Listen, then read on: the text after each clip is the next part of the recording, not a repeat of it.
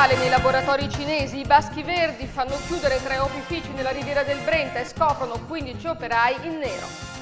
Pedopornografia online, denunciato un veneziano e altri 10 utenti della rete in contatto con lui, rischia 5 anni. Idee pazze da inserire dentro le uova pasquali personalizzate, anche nel veneziano si sta imponendo una nuova tendenza. Benvenuti a questa edizione del TG di Televenezia e apriamo con una bella notizia, davvero molto bella per tutti i telespettatori di Televenezia, ossia da oggi oltre al canale 71 ci potrete vedere anche sul canale 19, ossia tra i primi 20, quelli più facili da raggiungere. Dopo una dura battaglia legale siamo riusciti a riconquistare questa posizione che ci sarebbe spettata ancora 2 anni fa. Abbiamo vinto un ricorso al TAR e anche un ricorso al Consiglio di Stato. E ora sarà molto più facile per tutti voi vederci.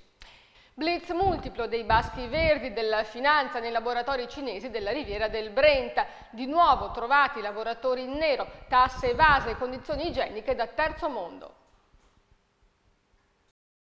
Li hanno osservati per intere notti con visori notturni prima di far scattare un blitz in una ventina di laboratori cinesi. Il bilancio è la scoperta di 15 lavoratori assunti in nero e di 3 sospensioni dell'attività economica, più l'emissione di una multa di 20.000 euro. È l'ennesima operazione organizzata dalla Guardia di Finanza per contrastare la concorrenza sleale degli opifici cinesi nel veneziano. L'irruzione dei Baschi Verdi di Venezia nei laboratori della Riviera del Brenta è avvenuta in collaborazione con la direzione territoriale del lavoro e dell'INPS. Assieme hanno accertato, oltre alle assunzioni irregolari, anche l'evasione fiscale. I documenti sono ancora al vaglio dei finanzieri, ma sono stati accertati intanto 45.000 euro di IRAP evasa, 20.000 euro di IVA non versata, ricavi non dichiarati per 20.000 euro e infine fatture false per 40.000 euro. A completare lo scenario illegale, le gravi carenze igieniche e il mancato rispetto delle misure previste per garantire la sicurezza sul lavoro. Un locale di piccole dimensioni con una caldaia, ad esempio, era stato adibito a deposito di collanti altamente infiammabili. Ci sono anche 2 veneti, di cui un veneziano, tra gli 11 indagati per pedopornografia perquisiti oggi dalla Polizia Postale del Veneto. Trovate decine di migliaia di immagini con bambini in pose pornografiche, rischiano 5 anni di carcere. C'è anche un promotore finanziario veneziano tra gli 11 arrestati per pedopornografia nell'operazione Ublik della Polizia Postale del Veneto. Ha 50 anni, è divorziato con un figlio maggiorenne. Quando gli agenti della Polizia Postale hanno suonato alla sua porta, si è stupito di essere stato individuato, ma non è apparso sorpreso della denuncia. Da tempo condivideva una piattaforma con altre 10 persone distribuite in tutto il paese e si scambiava decine di migliaia di immagini pedopornografiche di bambini. Assieme a lui nel Veneto è finito nei guai un vicentino, imprenditore di 45 anni, sposato con un figlio. Entrambi rischiano 5 anni di carcere. Gli altri 9 sono stati trovati in altre 7 regioni, 3 a Roma, 1 a Lucca, 1 a Trapani, 1 a Cagliari, 2 in Sicilia, 1 all'Aquila. Migliaia i file trovati e ben 116 le memorie esterne trovate nelle loro abitazioni durante le perquisizioni scattate stamane. Appartengono alle fasce sociali più varie, ma tutti sono della stessa generazione, sono quarantenni. Il dirigente della Polizia Postale del Veneto, Tommaso Palombo, ha escluso che possano essere rimaste coinvolte nell'indagine persone che per errore hanno scaricato quei file. Potrebbe capitare che venisse coinvolto nell'indagine qualcuno che scarica per errore questo materiale? Assolutamente, è una delle nostre preoccupazioni principali quando svolgiamo la nostra attività investigativa, quello di cercare di discriminare i soggetti che per errore, proprio per le diverse denominazioni, noi tecnicamente li chiamiamo in gergo fake, ovvero file che hanno contenuto illecito che vengono nascosti attraverso titoli che nulla hanno a che fare con il materiale vietato. Una cinquantina gli agenti di polizia che hanno lavorato all'indagine e che ora dovranno visionare l'enorme mole di immagini sequestrate, quantità che soltanto una rete di pedopornografici poteva possedere, e la posizione degli 11 denunciati potrebbe aggravarsi se dovessero essere scoperte immagini di violenze fisiche. Quanto rischiano? Guardi, se tutto rimane così potrebbero rischiare diciamo 5 anni con le aggravanti, però ripeto, cioè, quello che è venuto fuori, cioè, è tutto ancora da verificare, perché l'analisi del materiale, se a un certo punto in determinati casi dovesse ad esempio dimostrare la presenza di attività di abusi che li vedono addirittura come protagonisti eccetera, la cosa cambierebbe di molto. Attimi di terrore ieri sera a Meolo nella frazione di Marteggia. I ladri sono riusciti a rubare in una casa dopo aver tentato i furti in altre abitazioni e hanno minacciato con una pistola e i coltelli un passante in bicicletta che, vedendoli uscire, ha dato l'allarme per metterli in fuga. All'uscita dalla casa, scavalcando la recinzione con un salto, hanno trovato il ciclista, un residente del posto, che li ha visti in corsa e si è messo a gridare. Lo hanno affrontato senza paura e con violenza inaudita. Prima i coltelli, poi la pistola sporta dall'auto. Beraldo non si è arreso e si è protetto con la bicicletta che ha gettato contro l'auto dalla rabbia. I ladri, ormai nell'auto e al sicuro, hanno accelerato cercando di investirlo, ma lui si è scansato. A quel punto si sono dileguati verso Meolo a bordo di una BMW scura, facendo perdere le tracce. E cambiamo argomento, parliamo dell'inchiesta Mantovani. Spuntano altre società cartiere nell'inchiesta Mantovani. È chiaro che il giro dei fondi neri è molto più ampio di quanto si sospettava al momento dell'arresto dell'ex presidente della Mantovani, Piergiorgio Baita. E il Comune di Venezia sta pensando di prendere esempio dalla Regione Veneto e nominare una commissione d'inchiesta sugli appalti affidati alle società. Si allarga a macchia d'olio l'inchiesta Mantovani, spuntano nuove cartiere e il sistema Baita si rivela sempre più esteso e sempre più ramificato. Ora i finanzieri stanno spulciando i bilanci di una società del centro Italia e indagini sono in corso su una società di Montegrotto Terme fondata da Mirko Voltazza e un'altra di Marghera dello stesso imprenditore padovano, oltre alla società cartiera Regina, ossia la MSC Broker di San Marino. Lievitano dunque i fondi neri che sono stati accertati al momento dell'arresto dell'ormai ex presidente della Mantovani Piergiorgio Baita e aumentano i sospetti che i fondi fossero una pratica consolidata per pagare tangenti riguardanti tutti gli appalti che si è aggiudicata la Mantovani negli ultimi 20 anni. Anche per questo la Procura di Venezia è al lavoro per riottenere il sequestro dei beni di Baita, perché l'evasione fiscale quantificata si fa di ora in ora sempre più pesante. L'inchiesta ha gettato ombre su tutto l'operato della Mantovani, che a Venezia ha gestito e seguito molti interventi edilizi. E per questo, dopo l'apertura delle commissioni d'inchiesta in Regione, è di oggi la notizia che anche il Comune di Venezia avrebbe intenzione di avviare un'indagine interna sui lavori gestiti dalla Mantovani. Continua la caccia ai ladri di gasolio dei tir. La polizia stradale nel corso della notte sulla A4 all'altezza di Arino Ovest ha arrestato 3 rumeni colti in flagrante mentre rubavano il combustibile da un camion in sosta. I 3 stranieri erano reduci da un furto di 30 metri di cavi di rame che si trovavano nel cantiere poco distante, aperto per la realizzazione di un'area di servizio. E ora le proteste, giornata di disagi nel veneziano a causa dello sciopero di bus, vaporetti, ACTV e treni. L'astensione dal lavoro degli autoferrotranvieri, iniziata dalla mezzanotte, è stata proclamata da CGIL, CISL e UIL per le incertezze sulle risorse e lo stallo del negoziato per il rinnovo del contratto. Il servizio è comunque stato garantito durante le fasce orarie di punta. E ancora un'altra protesta, domani a protestare sarà il comitato No Grandi Navi. I sostenitori del movimento manifesteranno a Sacca Fisola in occasione della partenza di MSC Divina, che apre la stagione crocieristica veneziana. C'è il timore che l'iniziativa si trasformi in una battaglia navale, come è accaduto lo scorso anno, quando il comitato è riuscito a ritardare la partenza di una nave durante una protesta. Con la prima partenza di domani verrà inaugurato il primo dei 2000 inchini a 200 metri da Palazzo Ducale e Piazza San Marco. E ora parliamo di servizi pubblici. Aumentano i biglietti ACTV per i veneziani e verranno ridotte le corse. Peggiora sempre più il servizio di trasporto pubblico veneziano a causa, ahimè, dei tagli. Altri rincari dei biglietti ACTV e degli abbonamenti in arrivo per i veneziani. I biglietti potranno salire fino ad un massimo di 1,50 €. L'aumento dei costi del ticket è certo, anche se nella migliore delle ipotesi si fermerà a 1,30 €.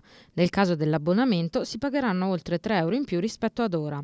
È l'effetto degli ulteriori tagli annuali della Regione per i servizi di trasporto pubblico veneziani e il Comune di Venezia si scaglia contro la Regione. Da Palazzo Ferrofini la nuova proposta di emendamento della Giunta regionale che prevede il taglio di 7 milioni nel settore della navigazione, più altri 4 per il settore automobilistico urbano ed extraurbano. Una proposta che ha mandato su tutte le furie il presidente CTV Marcello Panettoni, che ritiene immotivati i tagli che da un paio d'anni colpiscono esclusivamente i fondi destinati al settore della navigazione. La stangata da parte della Regione Veneto nell'arco dei prossimi 2 anni farà perdere 14 milioni di trasferimenti pubblici. ACTV negli ultimi 2 anni aveva infatti presentato ricorso al TAR contro i minori trasferimenti della Regione e la sentenza aveva dato ragione all'azienda lagunare. Duro il primo cittadino di Venezia Giorgio Orsoni contro l'assessore ai trasporti Renato Chisso. Il sindaco ha accusato l'assessore di aver adottato un atteggiamento perennemente contrario ed immotivato al trasporto pubblico in laguna. Orsoni si appella dunque alla figura super partes del governatore Zaia, nella speranza di un suo positivo intervento riguardo questa discussa ripartizione. I comuni scongiureranno l'emergenza raccolta rifiuti e anticiperanno i fondi utili a Veritas per offrire il servizio in attesa di riscuotere la Tares in settembre, ma si profila un ricorso al TAR. Duro colpo per le casse dei comuni veneziani, costretti a pagare l'anticipo della Tares a Veritas per evitare l'interruzione del servizio di raccolta rifiuti. I soci Veritas e i rappresentanti dei 26 comuni del veneziano, convenzionati con l'azienda, si sono incontrati ieri in un'assemblea per fare il punto della situazione ed è stato chiaro fin da subito che le amministrazioni, se non vogliono le strade traboccanti di rifiuti proprio all'inizio della stagione calda, devono anticipare almeno in parte la tassa che doveva essere riscossa a luglio.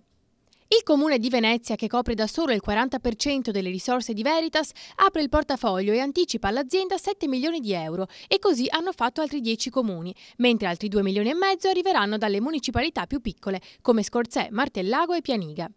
La richiesta di pochi giorni fa del prefetto di Venezia Domenico Cuttaia di anticipare il pagamento è stata dunque assecondata, ma i comuni veneziani non sembrano averla presa bene ed è già pronto un ricorso da presentare al TAR, mentre le amministrazioni che si vedono costrette ad indebitarsi con le banche sono decise a chiedere il rimborso degli interessi allo Stato. Tra queste Dolo, Cavarzere, Marcon, Cavallino e Chioggia, che vede le proprie casse minacciate da ben 6 milioni di euro. Veritas è ancora lontana dai 18 milioni che necessita per garantire, oltre allo stipendio dei dipendenti, i mezzi per la raccolta e lo smaltimento dei rifiuti, ma per ora la paura dell'interruzione del servizio sembra scongiurata. Non c'è però da festeggiare, a luglio sui contribuenti si abbatterà una stangata. La tassa, da pagare in unica soluzione, include un arretrato di 7 mesi. E ora rimanete con noi.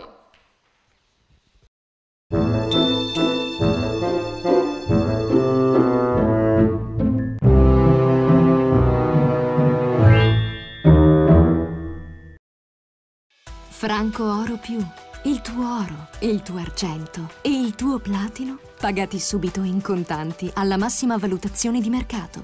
Franco Oro Più lo trovi a Mestre, Marghera, Venezia, Jesolo e Caorle, a Trieste, a Belluno e a Schio. Entra nella filiale a te più vicina. Sono esplosi i prezzi al Temporary Outlet di Cazzago di Pianiga. Le migliori marche di abbigliamento e calzature. Temporary Outlet è solo a Cazzago di Pianiga in via dell'Industria 2, presso l'ex abbigliamento Dalla Libera. Domenica aperto.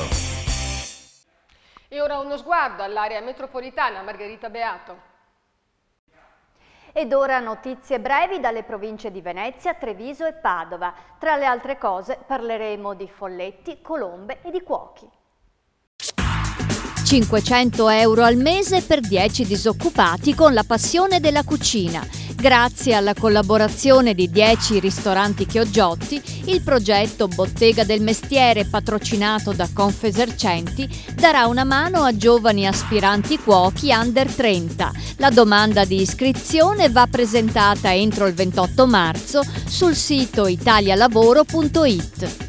Tra i luoghi del cuore del FAI c'è anche Villa Bianchini a Zianigo di Mirano. Peccato però che la dimora di Gian Domenico Tiepolo, che tuttora custodisce un suo affresco, il merito e la fama, non garantisca la sufficiente sicurezza e non possa dunque ospitare il pubblico per la giornata di primavera il 23 e 24 marzo.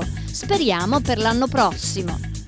Oltre 1000 firme sono state raccolte ad Oderzo e dintorni contro il progetto di una pista sugli argini del Monticano, da Fontanelle a Motta di Livenza. I promotori del comitato Gira Monticano No Grazie sono contrari alle piste sintetiche, meglio sistemare il manto erboso e tenere puliti gli argini.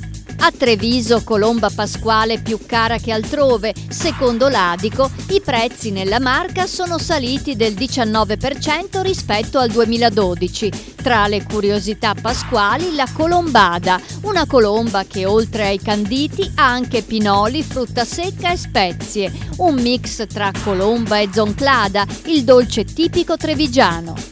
Pericolo allagamenti, urge la pulizia dei fossi nell'area che va da Cervarese a Saccolongo fino a Selvazzano. In particolare sono intasati quelli fra le proprietà agricole e le strade. Spesso chi lavora con l'aratro non rispetta il metro di distanza dal bordo, riempiendo così di terra i fossati. Kenny Random è tornato. Il writer padovano, dopo un periodo contraddistinto dal tema di Conan, ragazzo del futuro, è tornato al suo soggetto prediletto, il folletto che tutti adorano. I due nuovi murales si trovano in centro a Padova, in via Bonporti e in via Cesare Battisti. Vale la pena passarci davanti. Dai fiori freschi alle scarpe, dentro le uova di cioccolata si può nascondere davvero qualunque cosa pur di amplificare l'effetto sorpresa. Un pasticcere ci svela curiosità e segreti delle uova pasquali. Nell'uovo di Pasqua più della cioccolata è la sorpresa che conta e visto che non se ne può più dei soliti portachiavi o di orribili pupazzetti, sempre più spesso si ricorre all'uovo personalizzato. Le pasticcerie artigianali offrono un'ampia gamma di possibilità, uova di tutte le misure e dalle 1001 decorazione. Ecco quelle realizzate da Gianluca Liberalato, giovane pasticcere mestrino con un debole per l'ornamento floreale. Le decorazioni vanno a seconda della fantasia del momento, non c'è uno schema da seguire, ma bensì un'idea. Io prediligo i motivi floreali, come vedete lì i fiori sono tutti realizzati a mano con lo zucchero. In decorazione si usa il cioccolato opportunamente colorato nelle varie gradazioni, come può essere il verde, il rosa, comunque colori tenui primaverili, e con lo zucchero si stampano i fiorellini o le farfalline come quest'anno abbiamo fatto. Quanto alle dimensioni, guardate quest'uovo da Guinness, 1,20 m di altezza. E questo è un uovo alto più di 1 metro, pesa circa 30 kg, è in cioccolato fondente perché permette di avere certe dimensioni e una certa struttura. Il disegno semplicemente è una elaborazione così mia fantasiosa sui temi della primavera. Chissà che sorpresa avrà un uovo gigante come questo, visto che dentro potrebbe comodamente starci un neonato e forse anche la culla. Di certo i clienti chiedono cose a volte imprevedibili, fortunato chi le riceve. Si va dal sempreverde fiore fresco, rosa rossa ben incartata all'interno, ai vari gioielli, una volta ho messo anche un paio di scarpe in un uovo. Dimenticavamo la cioccolata, fondente al latte o gianduia, prima di farsi sciogliere in bocca deve inebriare le narici. Un buon uovo si riconosce innanzitutto dal profumo, che dipende dalla qualità del cioccolato usato.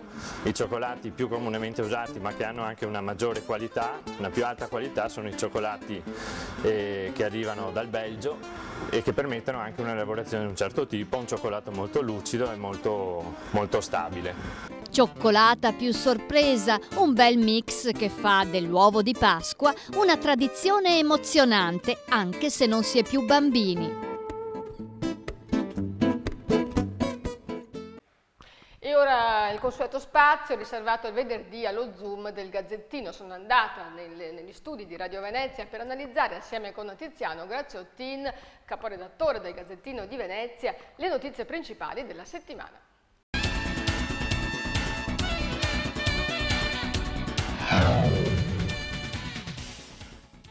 Siamo negli studi di Radio Venezia, accanto a me c'è Tiziano Graziottino. Ciao Tiziano. E niente, allora per lo Zoom del Gazzettino oggi iniziamo a parlare di droga, perché insomma è stata una settimana importante, perché la squadra mobile ha scoperto che ben 1 tonnellata di marijuana è stata venduta negli ultimi 2 anni, diciamo, nel veneziano, e non solo nel nord-est, ma soprattutto che il principio attivo di questa sostanza attraverso vari tagli sapienti eccetera è aumentato, e c'è anche un caso di cronaca, l'ennesimo, di una persona che si è sentita male perché ha usato la marijuana, giusto?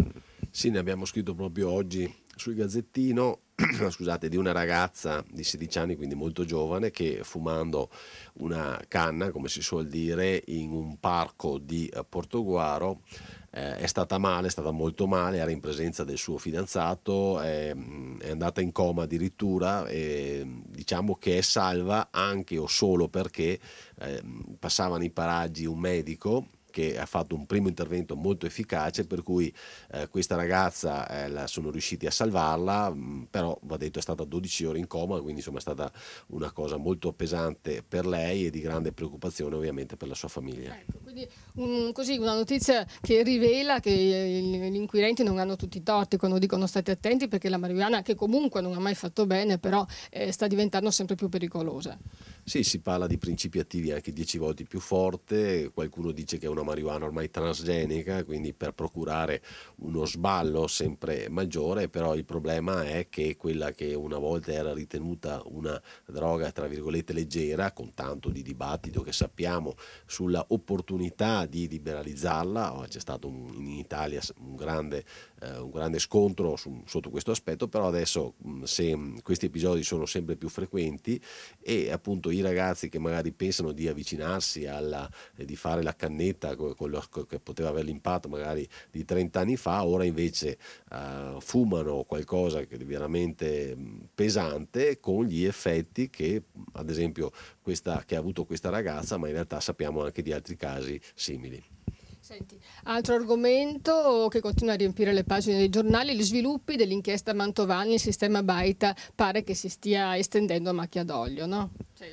Sì, ci sono continuamente novità, ecco, perché anche sul Gazzettino questa settimana non è passato giorno senza che noi registrassimo delle novità e anche di sostanza, perché a volte insomma i giornali magari per tenere su una notizia rilanciano qualcosa che prima era rimasto secondario, invece questa volta continuano a uscire notizie più o meno clamorose, insomma, ecco, questa settimana in particolare si è parlato di nuove cartiere, ovvero di ditte che realizzavano delle fatture false per appunto che poi andavano a creare i fondi neri eccetera eccetera, però ormai diciamo, anche per far capire alla gente di cosa si parla, che qua c'è un giro come minimo di 20 milioni proprio di soldi in nero creati ad arte con queste fatture false, ma senza contare nemmeno quelle che sono in prescrizione, cioè qua si parla di un giro veramente che probabilmente alla fine della fiera rischia di essere più vicino ai 100 che ai 50 milioni di euro, sì. E quindi insomma c'è una quantità di denaro nero veramente pazzesca. Chiaramente, come abbiamo già detto, la seconda parte di questa operazione che sta facendo la Procura e la Guardia di Finanza è capire in che tasche sono finiti. Certo. No, addirittura si vocifera, ma sai, sono sempre indiscrezioni, che la cifra sia molto più alta perché il sistema durava da decenni. Magari alcune tangenti non potranno, se saranno tangenti, non potranno essere contestate perché sono cadute in prescrizione, però è un sistema davvero che si reggeva da 20 anni, no? Certo, questo è. E soprattutto c'è l'aspetto che insomma bisogna capire in che tasche e se ci sono politici di mezzo, come ormai sembra, diciamo, col passare dei giorni sembra diventare più probabile questa, che per il momento è ancora un'ipotesi. Senti, la SAVE, questa è un'altra notizia interessante, le azioni della SAVE il valore è salito e il Comune di Venezia però le ha vendute prima che il valore salisse, quindi.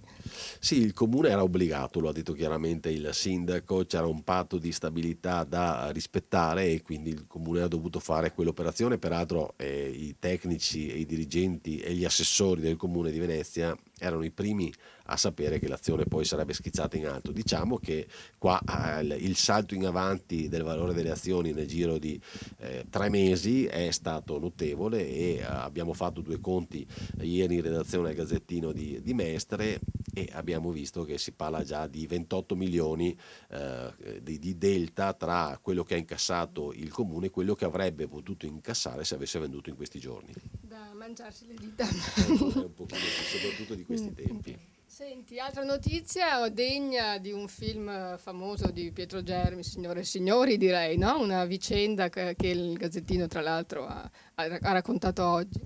Sì, una vicenda che mi hanno raccontato oggi in esclusiva, e la vicenda nasce dalla situazione, come hai detto, classica, ovvero il marito tradito che scopre la moglie, insomma, in un albergo con l'amante.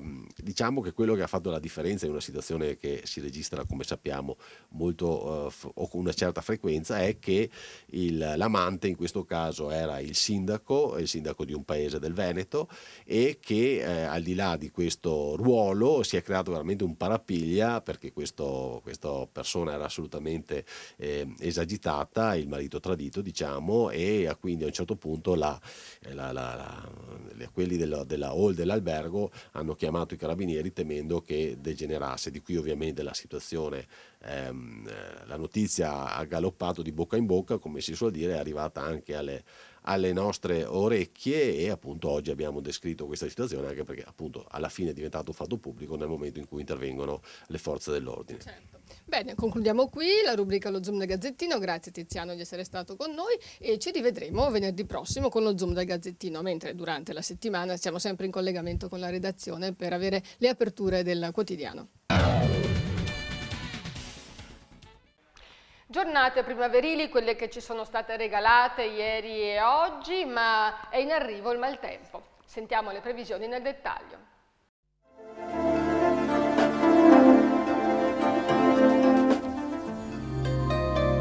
Nuovo peggioramento in vista con aria fredda e umida e conseguente calo termico. Sabato 23 marzo, da nuvoloso al mattino a molto nuvoloso o coperto con precipitazioni sparse ma di modesta entità in serata.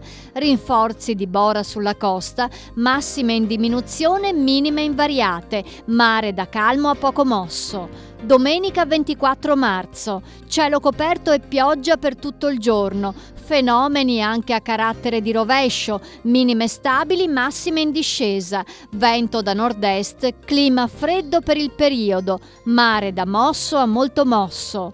Lunedì 25 marzo, estesa nuvolosità con precipitazioni e bora nella prima parte del giorno, valori termici in diminuzione, compresi fra 1 e 6 gradi. Martedì 26 marzo, copertura nuvolosa compatta con timide schiarite, ma non dovrebbe piovere. Vento in attenuazione e temperature in ripresa, oscillanti fra 2 e 8 gradi.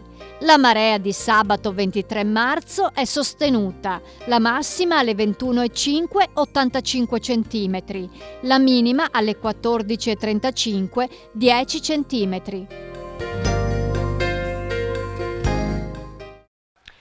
Prima di chiudere ricordiamo che Televenezia premia chi si dà da fare, è un annuncio che stiamo dando in questi giorni, chi si inventa un lavoro nuovo, chi ha iniziato una nuova attività. Per farsi conoscere deve inviare una mail a marketing@televenezia.it o chiamare lo 041 93 15 14. Televenezia sorteggerà un vincitore che riceverà un premio in comunicazione del valore di 1.000 euro.